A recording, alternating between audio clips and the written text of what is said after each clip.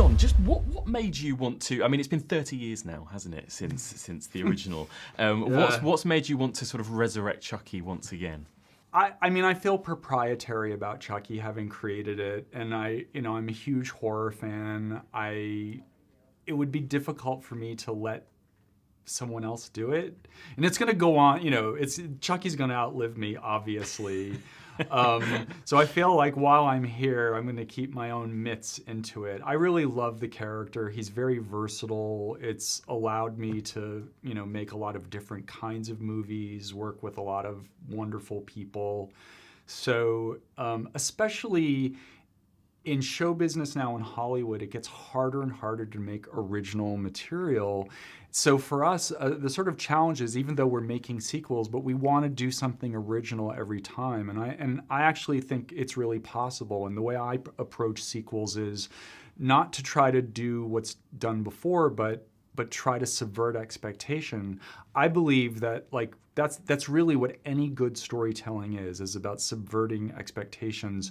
And so sequels give you a unique opportunity to do that, because people come to a sequel expecting very specific things. So we try to approach that and turn it on its head. That's what I had hoped to do anyway. Yeah, totally. I mean, it's hard to go into detail with this story without spoiling too much. But I mean, Fiona, tell me a little bit, for people that don't know yet, tell us a little bit about your character in this movie and kind of where she's at now in the story. So we pick me up after I've been accused of killing my entire family, and I've been sent to a mental hospital, and for the criminally insane, and then a package arrives and all hell ensues. Fantastic. And what was it like for you, sort of coming back to this project and kind of the way your characters kind of evolved and changed as well? It was probably even more fun this time, because it was the first time that I've done something that was really written for me. Don and I became really good friends after the last movie, so I got to against have all odds. Against all odds. So I got to have a lot of input.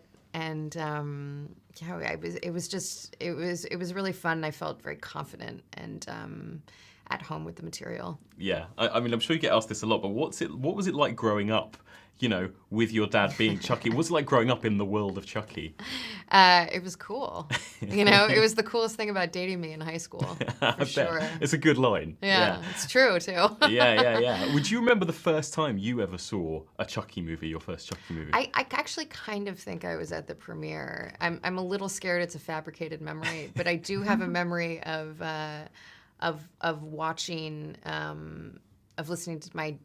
watching my dad burn. I did walk in to the ADR session, or the voice recording of my dad being burned to death. I have a real specific memory of that, where I walked into an office and he was screaming bloody murder, and I must have been 7 or 6 or something.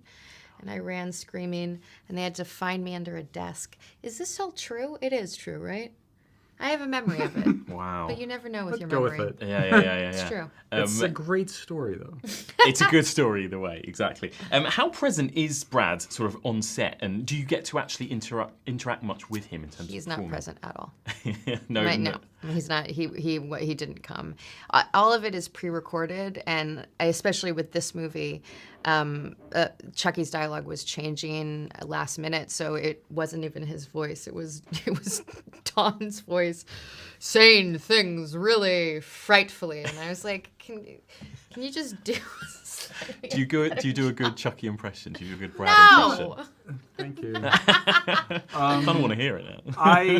I know the timing. Yeah. That Chucky needs to have. So that I mean that's what I do get right, is because I know exactly the cadence that, even though I'm not an actor. But as she was saying, I just rewriting a lot on this movie, particularly one big scene that I'm not allowed to talk about. But anyway, yeah.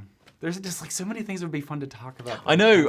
It's tricky. So the movie, obviously, this week it's premiering at Fright Fest. Yeah. A sold-out audience of sort of genre fans. I mean, that must be a joy for you guys to get to sort of watch it with horror fans and genre fans. Absolutely. I imagine. Yeah. Have you been? You've been to the festival before. You've kind of soaked up the atmosphere. Yeah, we were here for Curse of Chucky, and we had a blast. And it's just like one of the. I mean, we're here with Jennifer Tilly. Yeah. Jennifer. I think this is what her life is like 24/7. But we were here for Fright Fest, and we were like walking around Leicester Square, and people go, "Oh, can I have your autograph?" And we're like going, "Wow, this is kind of fun." So we're kind of like.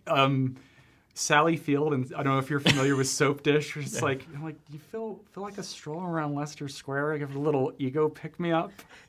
And then at one point, these people stopped us, and they were like, "Excuse me, can you take a picture?" And so we were like, we're like going, "Oh, of course we can. We go like this." Yeah. And they were really just wanting us to take a picture of them. It had nothing to do with us. Oh, brilliant! It was so embarrassing. That's amazing. Well, "It was so amazing." It's like, "Oh." Oh, you don't want our picture? You don't want a picture of me? That's amazing. Well, you guys are a big deal to us horror fans. Oh, thank you. Oh, As thank you are you. to us. Yes. And so, you mentioned obviously, what's great about the series is the sequels do change, and they sort of switch up the tone, the genre almost.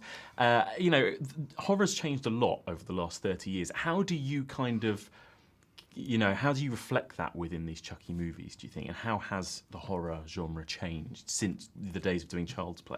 Well, it's interesting because I think, in the 90s, for example, the movie Scream sort of brought in a sort of tongue-in-cheek, self-referential meta thing. Yeah. And I really love that, and we sort of followed that with Bride and Seed. Now, things have come back full circle. People are more into sort of straightforward horror, and we do serve that, but at the same time, I think we also stay true to a sort of, roots that I think are very specifically 80s, and I think that that's what makes this franchise unique, is that there's just something inescapably fun about Chucky. I mean, he's a doll that kills people.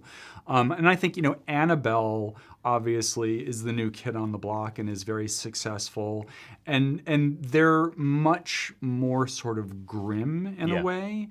And that's great. And that, but I think it's like with ice cream, different flavors for different folks. And I think Chucky, with Curse of Chucky and the new movie Cult, hopefully what we've tried to do is like be legitimately scary, but at the same time remind people why they embrace this character in the first place. I think people are very fond of Chucky, and to me he's sort of like an ambassador for the horror genre or for the Halloween season. You look at Chucky and you smile, in a way that I don't think you do with like Jigsaw, for example, because that's just like, great stuff, but it's just really relentlessly grim.